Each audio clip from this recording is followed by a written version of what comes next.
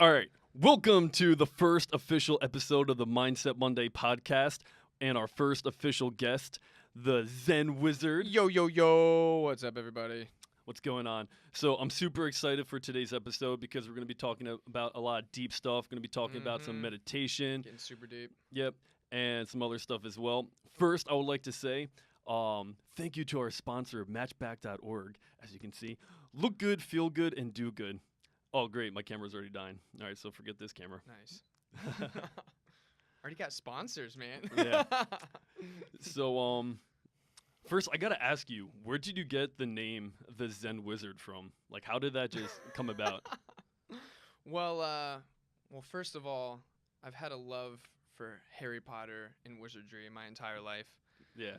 And so that kind of grew with me. And then once I got into diving in and learning, studying, practicing about mindfulness, meditation, and which was in college. And then at the time, I was a co-founder of an upstart beverage company that was called Enter Zen, that was based on clean energy, tranquility, well-being overall. So I wanted to build my personal brand with leveraging that company.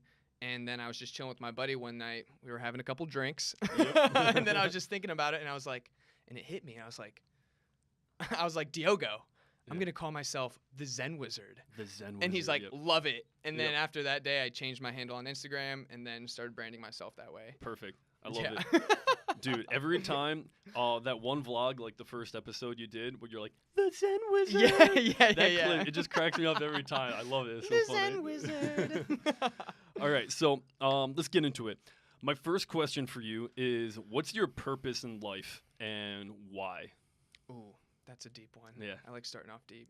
What's my purpose in life?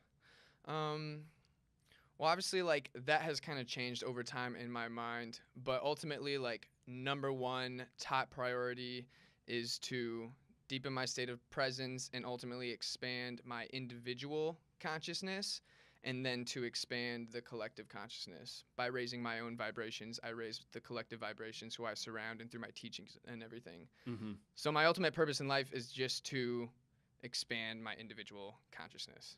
Yeah. And then adding on to that, because you're saying, and then to teach others about it as well. Mm-hmm. So I kind of have that same purpose where I spend really like 50% of my time trying to like master my own mindset, learn as much as I can, and then I can try to teach others about it. Because I feel like, in a sense, you can't really teach people unless you master your own stuff. Yeah, exactly. Because when I got into, I realized I was just a natural teacher overall, especially with like mindfulness and meditation, because I realized, this was years after I was already studying, but I realized the first thought I always had when I had like a new epiphany or when I learned something new in one of the books I was reading, that the first thought was like, how can I simplify this and then teach the ordinary mind? Yeah. Because I was having just crazy experiences, and I realized the power of just now and with what meditation can do for every aspect of your life. So I've always wanted to just teach that. So I knew I was going to be like a natural teacher, and that's what fell into like the Zen Wizard and where I am now today. That's awesome.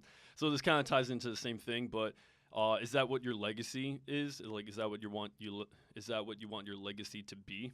Is there a difference? Like, do you have a? I guess I would say for legacy, because one of my main goals is to be one of the main movers of meditation, to be one to modernize it, to kind of like modernize that whole hippie era. Yeah. You know? Make it cool. Yeah. Literally, I want to make meditation and mindfulness cool. Yeah. You know? So that's my main goal, to be one of the main movers of meditation. If people think about meditation, I want them to directly think about the Zen Wizard. And ultimately, I just want to be known for just really bringing a strong, positive vibe to any room, to any conversation, to make people feel good, safe, and just in a good present state. Yeah. I feel you. I like that. Good vibes. And I get that All vibe day. with you all the time. So, yep. So since this is the Mindset Monday podcast, and for me, how I define mindset really just like your perspective on life and like your philosophy, and how that can lead to the results that you want in life as well. So just kind of like how you think about stuff. And it kind of ties into what you already said, but if you can maybe expand and differentiate the two. What is your mindset on life or like what's your philosophy on life in general? Like how do you live your day-to-day life? Mm-hmm. Well, I just completely realize and know that I'm a co-creator here on Earth, and in this one-time life experience as Kyle, I want to be able to live whatever kind of life I want.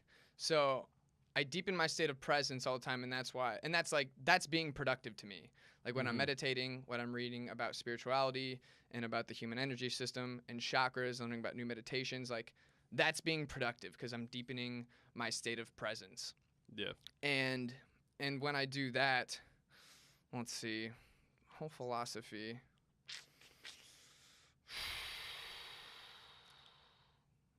I'd probably say, just as a co-creator here, if you're not really working for things that you're naturally passionate and naturally curious about, then kind of like, what's the point? You know, I get that in different situations in life, you got to do what you got to do. But if you're not thinking about and if you're not working towards the things you want to do in life, then it's almost like you're wasting it. Yep. And then to correlate with those things on the other side of the spectrum is like, if you're not doing something to help people here on Earth or to help the environment, then what are you doing? You know, and that comes to like what's your main why for what you're doing, and and why are you doing that, which comes to like self-awareness. Yep. And knowing where you are right now, where you want to be, what you have to do to get there, and then just the ultimate scheme of things. Yeah. You know, like Gary Vee says it best, of like really be aware of your end goal and then reverse engineer back to the present moment. Yep, exactly. I have the same kind of mindset, like trying to reverse engineer my purpose in life, the why, and then I just make sure every day I'm doing something that helps get to that point. I remember, I think I was 21 years old, and I remember seeing this video by Alan Watts. Yeah, but it was Alan Watts who was speaking, and they made a short motivational clip of what would you do if money was no object. I don't know. Have you ever seen that video before? I think I've seen it. I know that question. That question, whenever someone hears that question first, like it always hits them. Yeah. I remember the first time I heard that, I was like, what would I be doing? Yeah, right. You know? And I think when I heard that, I think it was the Alan Watts video when I heard that, and I was listening to Alan Watts when I was deep in my journey of studying all this stuff. Right. And then I realized like I was actually en route to doing what I was already doing if money wasn't an option, you know. Spreading Zen. So that moment, like, it just opened up my mind. I was like, oh my God, like, Alan Watts is amazing. And I started, like, going super deep into, like, reading about him, listening to him, and, like, all that personal development and stuff. So that was kind of, like, a life-changing moment for me where my mindset completely changed. Well, I know the answer to this, but for the people listening, they don't know. What was that mindset, or what was that life-changing moment for you where you're just living your life and then out of nowhere, bam, something just hit you and you had that epiphany and you totally started changing your mindset and your lifestyle? I'd say this makes me think about like when I actually went deep into my like journey within, like my spiritual journey. Because initially I was in like a 5-year on and off relationship that ended up turning mentally toxic. And then I became aware of the egoic, negative emotional cycle that we continued to go through, the pattern. And then that awareness hit me, and then I got out of it, and then I was just in a very low place. And then all of a sudden Eckhart Tolle's book Power of Now was on my bookshelf. So I ended up reading that, and basically all his work is on what the hell the ego is, how does it affect us, what is being present, and how can we be more present in everyday life and carry that with us? So pretty much every word, every sentence, every page, just like mindgasms out the ass. But as soon as I started reading that book after that situation I was going through, I drastically shifted my perception on life, on myself, on girls, on relationships, on what I was doing, on what everyone around me was doing, on my inner circle. So reading that book and just having that initial awareness, because I think that initial awareness of like that toxic relationship opened up like the process of evaluating everything. Yeah. You know, because when you get to those low, dark places, it's actually good and for a reason to be in there, because then you're like, stuff's not going right now. Yeah. So I have to evaluate everything. So then you take the broad perception of like where you are now, why you're here, and what got you here. And then how the hell do we get out of here? How can we optimize and then go in a better direction? So as soon as I got out of that, read that kind of content about the ego, because I basically just learned to dissect what was negatively affecting my life. All these negative emotions, all these negative thoughts, you know? So I completely took a journey within. Like I literally didn't date or hook up with girls for like a year after that. I was completely focused on myself. And allowing and being selfish. That's what it was. I became selfish. And I think that's the key for us to really expand our individual consciousness, to reach a deeper state, to really get on track with your life and what you actually want to be doing. Is to first get selfish, because you have to first become selfish to become selfless. Yeah. You know? Going back to those negative thoughts that you had, how did you learn how to control them better as time moved on? The first thing, because you can't change anything that you're not aware of. You know, you can't change your diet, your nutrition, if you don't have that awareness. And I realize what I've been eating is terrible food. Now I'm going to make a change because I have that initial awareness. You know, same kind of thing. So learning about the ego and how it affects, like, because I was learning about it and then it was just like, oh, it does that to me. Like learning about all its strategies of like when I have such a strong desire and want to be in the future, you know, that's the ego pushing those thoughts and I'm like unconsciously believing them because before I was unaware of the ego and how it actually really affects me. And so I was aware of like, oh, like all my strong desires of like, I don't want to be here now. I'd rather be there. I'd rather be in the future, which the future is an illusion. Literally never happens. When tomorrow happens, it's going to be right now. You know what I'm saying? So that's why I realized like, okay, I've had a lot of past like emotional patterns, especially with my relationship, because that ran most of my like egoic life, I would say. So I'd have like memories and then I'd go through that emotional cycles because those memories of those thoughts would come in and then I would entertain them and I'd think about them. Then that would release the emotional charge because every thought pattern has an emotional charge tied to it. When you focus your attention on it, then that emotional charge releases. And the more that you live in that, the cycle continues, gets stronger, it spews more and more thoughts, and then you just get more and more lost. So that awareness of like, first it was disidentifying from my thoughts and emotions. So really deeply realizing, which I still deeply realize over time, that I'm not my thoughts and I'm not my emotions. You know? I'll say that one more time for you guys. That's a big one. You are not your thoughts and you are not your emotions. They are just experiences. Thoughts are energy. Emotions are energy. This is all information. If you change your thinking to, if you're feeling an emotional response that you don't like, take that as a sign of information, energetical information of like, okay, I feel this way. Why? But you can't really calmly analyze it unless you're disidentified from it. And just that perception alone allows you to disidentify yourself from it. So it's just like, so I like to say if like you're laying on the ground, like in the grass, and you're looking up watching the clouds. The clouds are your thoughts. And you can choose to look at certain ones and try to make shapes out of them or figures or whatever. Or you can just see it and then let it flow by.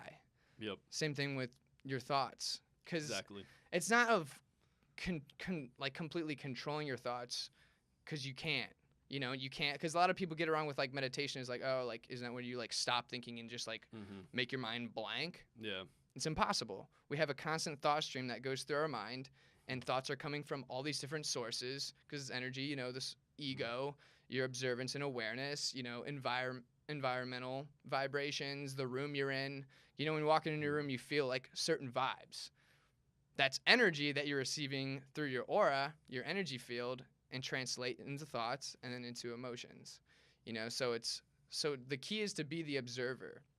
So I finally started to become the observer. So then when I would have these negative thoughts, because that's why when I was in this, like I literally would study like half the day. Like half the day was studying, and then the other half was like school and then part-time job.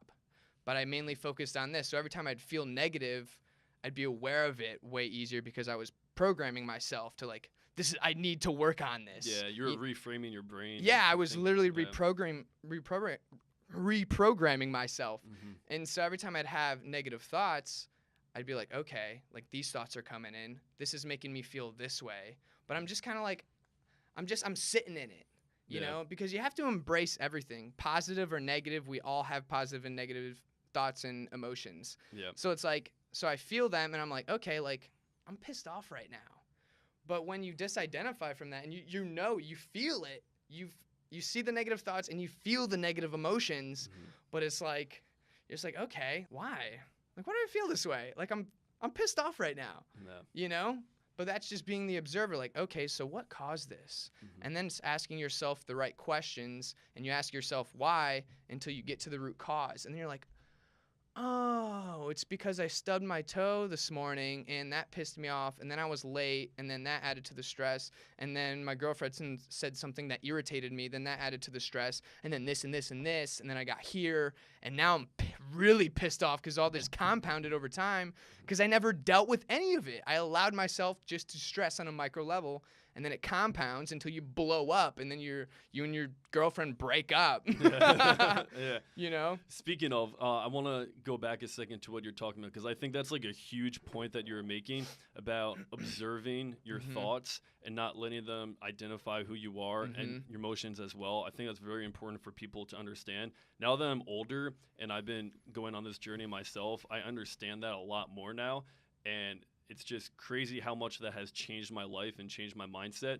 So going back to like a couple of years ago, for example, if I think jealousy is a really like negative, I guess it would be emotion, right? Jealousy is an emotion. Yeah. So I think that's a really high level one where a lot of times people get jealous in relationships and I don't want to say the word control, but they don't know how to control that, or they don't observe it, and they don't, to your point, ask why. Like, why am I jealous right now because my girlfriend is talking to that guy? Is it because I think she's going to leave me? Is it like, do I feel insecure that I'm not funny enough and she's laughing more with him than she was with me?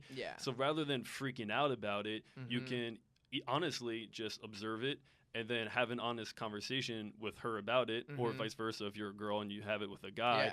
And that is that maturity and that growth and understanding your mindset more, where you can emotional intelligence. Exactly. And I feel like a lot of people don't understand that, which is why I wanted to emphasize to everybody, like, really make sure that you are aware of the importance of being an observer when it comes to like your thoughts and all that stuff. I think meditation has helped me personally. I think it's helped with other people too, just from like what I've read and listened to. Meditation does build that self-awareness, and it is the practice of you observing your thoughts. So it allows you in real life, not that meditation is not real life, but like but it allows you to really just in your practice day-to-day. that day to day. Exactly. Yeah, and I think that's where people go wrong, like people who like adopt a practice of meditation, that they really, because meditation is the practice of training your self-awareness, because awareness, self-awareness is a muscle in your brain, you know, just like if you're not pumping iron during the week, constantly trying to like build your muscles and stuff and sustain muscle mass, you're not going to grow your guns. You're not going to grow the gun show. And they've done studies too where the people who have meditated for like long periods of time, like 10, 20, 30 years, whatever, their gray matter has actually increased, allowing them to like have better memory and all the other benefits that go along with that. So it's like there's science behind it too. Like, hey, if you like go into your gym analogy, you actually are building that muscle. It's crazy. So let's see. Another thing that you mentioned, which I think is really important for people, because I feel like we tend to say this a lot, but we don't actually do it. And people, they always say, oh, yeah, I'm living in the moment, living the now. But maybe they're too focused on the future, and they're too focused on like trying to achieve their goals, which isn't necessarily a bad thing. But their mind is always constantly focused. there. Yeah. Or their mind is always constantly focused in the past. So what advice would you give to people to practice living in the moment? And if you feel like maybe you're stressed out and you're not living in the moment, like what advice, practical tips you can give? The key to hacking the present moment is so like when you're in a meditation, and I'm sure everyone's heard if they've ever done like a guided meditation, is to focus on your breath, focus on the feeling of your body, you know, listen to the sounds with this like deep music behind, you know what I'm saying? But the reason they're saying those things is because you're focusing your full attention in the present moment. the only moment we essentially ever live in. You know, the past is just memories stored in our brain that we can tap into and have access to. You know, the future never actually happens. We're always going to be in this moment till the end of time. You know what I'm saying? Yep. So the keys to hacking presence in every moment is to learn to focus and train your attention to be in what you are currently doing. So that's why when you're meditating, you're hacking presence by focusing and utilizing your senses, which I call sense hacking. So at first you're focusing on just the full movement of your breath and really consciously breathing. That's one of the biggest ones you can use for like day to day, just to like focus on your breath and just, Yep. you know, so. Yeah, I feel like when you have those moments where you are a little stressed and you just take a deep breath, like, Yeah, like you just feel so relieved. I call it the Zen breath. The Zen you know, breath. just take like when you feel overwhelmed and stressed out, take a chill pill, take it easy. You know, stop doing what you're doing and just take like 1 to 5 minutes to take some deep conscious breaths and to really reground yourself. Yeah. You know, so like if you're like for me, like I do a good amount of content creation and video editing. So I'm editing, so I'm focusing my full attention on like this video and what I'm doing. Like, oh, this is a sweet transition. Like my mind's in the present moment, you know? That's why when people say like, oh, like surfing's my meditation or like playing croquet is my meditation. Like, yeah, because your full attention's there because you love that. Yep. You love doing that. And that's flow state meditation. So that helps increase your overall presence because when you're doing those things that you're passionate about, that you love, that's when you are fully living in the present moment. Like when you watch a sunset and just like looking at its beauty, like you're fully in the present moment. Exactly. So it's like learning to use those kind of things to hack it. But then like, so that's like flow state meditation. That's why I say like mindful meditation is the actual sitting down and training your self-awareness, like specifically to grow your self-awareness, to be more aware during the day, to be able to catch negative thoughts quicker, be able to catch when your mind is too much consumed in the past, to be able to catch when you're too focused on how am I going to do this? How am I going to do this? I want to achieve this. I want success. I want success. I want to be here.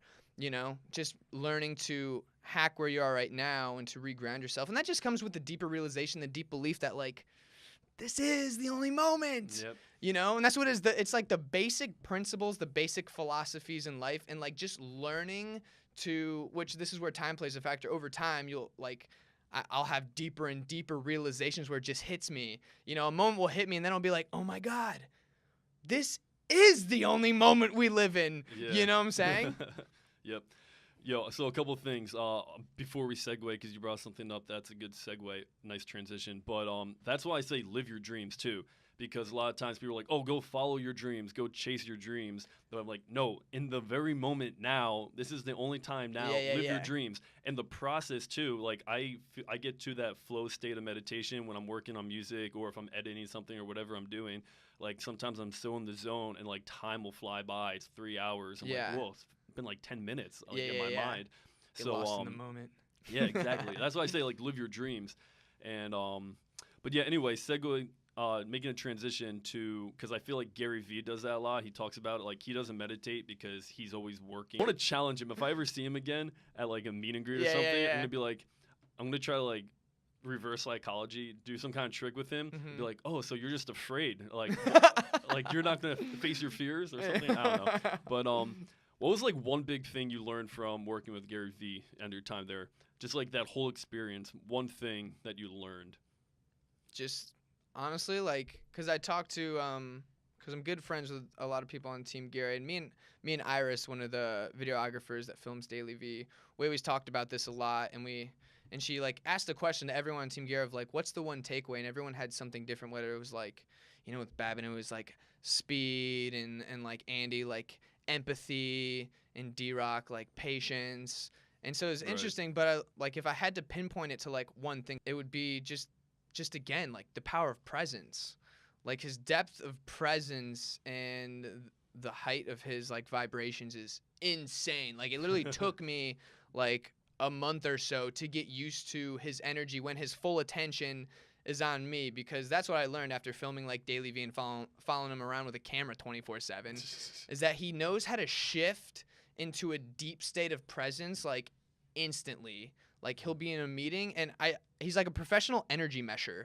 So so he's when he's in like a one-on-one meeting with someone, like he's a pro at meshing energy, like really fully being there. Like when you're in a one-on-one conversation with him, like you completely feel that he's listening to you, he's understanding you, he's there for you, and nothing else is on his mind, even though like he does a million things. Yeah. He's just mastered that.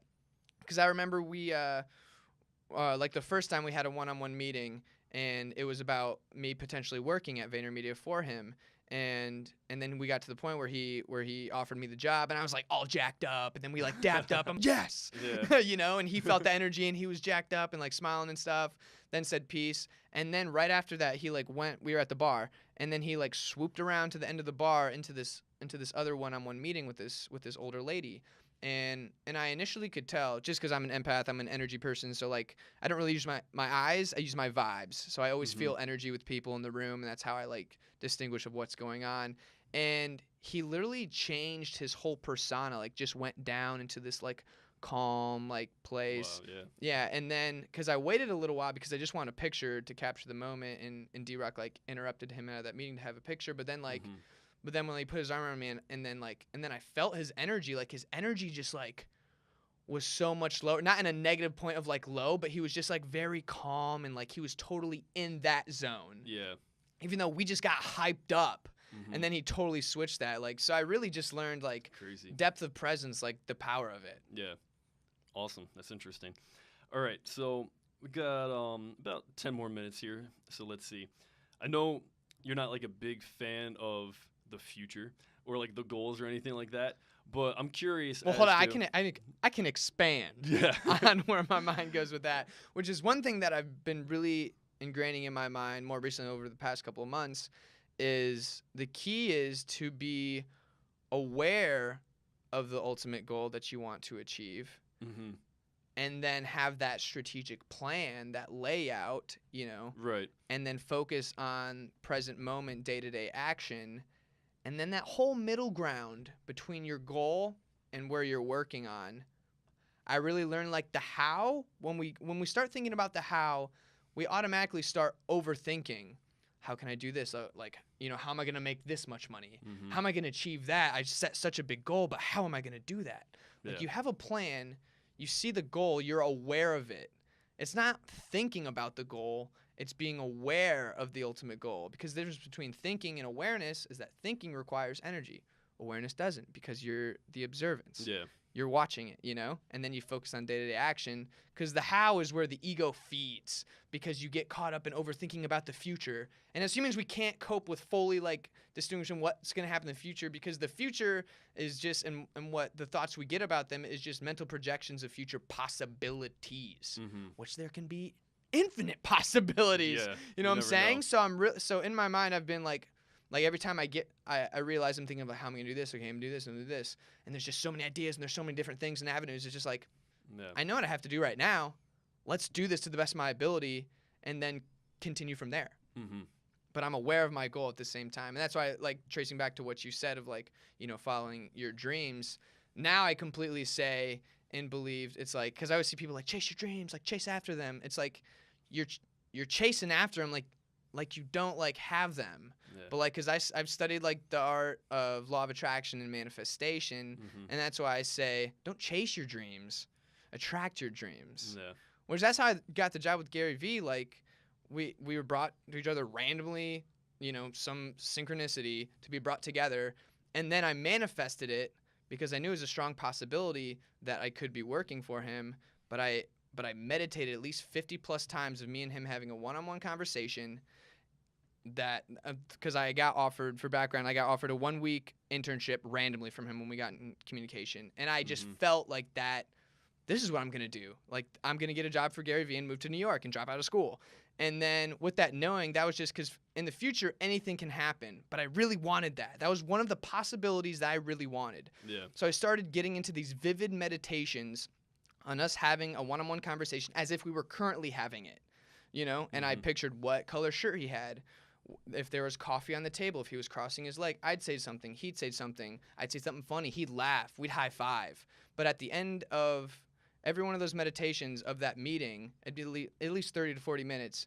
I'd meditate on him asking me, do you want a job at VaynerMedia? And that's actually what happened. So when we had our one-on-one meeting, he said, do you want a job at VaynerMedia? And I had the strongest feeling of deja vu. Yeah. And deja vu is the feeling of something you've already experienced in the past. And I was like, because I meditated, I manifested this. So the possibility was like, 60%. I had a knowing. But then with my meditations and manifesting it, it became like 85, 90%. Because I was deepening my belief that that's where I wanted to be, that's what I was going to achieve. I learned to live in the frequency in the present moment as if I already had it. Yeah. And that's the key with achieving your goals. Like, you want to achieve like some big ass goals, like learn to live in the frequency of who that person is, of who you're going to be down the road, and learn to live in that energy and that frequency, because then you rewire your aura to attract the people, the situations, and circumstances meant to come into your life to get you there. Yeah. Positive circumstances, negative circumstances. If you got big goals, you got to really upgrade your mindset. You know what I'm saying? So maybe something bad gets thrown in your path, and you're like, what? I've had the right intentions. I've been making the right actions and all that kind of stuff. Like, why? Why me? Why'd this happen? That was actually manifested by you because you got to go through this adversity because you got some big goals, man. So you got to go through this because after this, you're going to upgrade. Yeah. And you're going to develop the mindset and the things you need to get there quicker. So that's why, and that's how I look at negative situations, what's going on. But then I just hack my perception on it of like, okay, like this is happening for a reason. I don't exactly know right now, but I'm going to figure it out. But like, I'm welcoming this adversity and like, yo, let's get it. Like, I feel like a lot of people don't know how to handle. I accept the challenge. Yeah, some people can't always handle adversity, I feel like, to the best of their abilities. I know this is like an extreme example, but I like to use this one. Yeah. Where, like, let's say you're walking your dog or something, and then someone's driving, and they hit you with their car, and then your legs go paralyzed, and you can't walk anymore, and now you're in a wheelchair. Probably, I feel like 99% What happened of to the dog? The dog's okay. The dog. Okay. The dog's all good. Okay. The dog actually saved you. So the dog was a hero. Okay. The dog was on the news and everything. And to like what you're saying, people be like, "Oh, why me? Why me? I'll never be able to walk again. I'll never be able to do this or that." But if you reverse engineer your purpose in life and what you really want to accomplish, like just putting myself in that scenario is like, hey, I can still be a rapper. I can still be a teacher. It's not like just because I don't have legs doesn't mean I can't do that. And now I can actually use it. I can see the glass as half full rather than half empty because I can use that as an inspirational story to motivate people. So I can actually change even more lives. Almost like I don't want to, but like I almost want to get hit by a bus just for that scenario. You know what I mean? Like I'll hit you with a car. Yeah. But because there's controllable things and there's uncontrollable things. Yep. But the first step after both of them is the same. You first have to fully accept and embrace what happened. Yeah. And then it's your choice to make the decision of where you go from that. Acceptance of what happened. You can't, something that happened, you can't change it. You want to change it. Why dwell on the past and what you can't really change? What you can change about the past is your perception on the past. Yep. Changing your perception on the past changes the way you think about that situation, changing the emotional response. So then when you think about that, you've changed the emotional you feel differently. Yeah. Because you changed the way you viewed it. Exactly. From a negative standpoint to feeling negative emotions like, oh, that sucked, but then changing up like, oh, I really benefited from it, I loved it, and then you feel good when you think about it. You're literally changing your emotional patterns. Yeah. We're energetical time travelers. We are. All right, real quick, because we got about like 3 minutes left. I do want to mention with the law of attraction, though, I've never actually studied it. I've never even read like the book or anything. Like I've read maybe a couple like mini articles on the law of attraction, but I've definitely practiced it in my life because I know when I went to see Logic, I literally thought about what that exact scenario would be, and it almost like it was like deja vu. The exact thing happened in my mind, and I was like, all right, I'm going to be like the last person he calls on in the Q&A, and I'm just going to look at him. I'm going to vibe out, and I'm going to be like, yo, recognize my energy right now. And I just stared at him hardcore. And out of all the people in the crowd, you were sending him so many vibes. Out of all the people in the crowd, he picked on me and asked so I can ask a question. I was like, yes. Like, I knew it. Like, I Logic, I manifested this. Yeah. And, but, like, the end result wasn't 100% what I wanted because I wanted to come to the school, talk to his manager. We exchanged emails. We were talking a little bit. Yeah. But some things got complicated, and on my end, I ended up losing the contact information, so I never talked to him again. Sometimes because you manifest something specifically, and usually it never ends up exactly what you wanted to manifest. Yeah. But usually it happens, that specifically happens for a reason. Yep. And it gives me hope, too, knowing that, like, hey, I was so close to actually getting it. I can kind of just make this happen. And actually, it did because I was trying to get Logic to come to our school to talk to the kids. And so that didn't quite happen. But then about a year later, actually, was it a year? Maybe 2 years later, Gary Vee offered to come to our school. I was like, oh, see, because that's part of my plan to get people to come to the school and talk to the kids. Yeah. You know what I mean?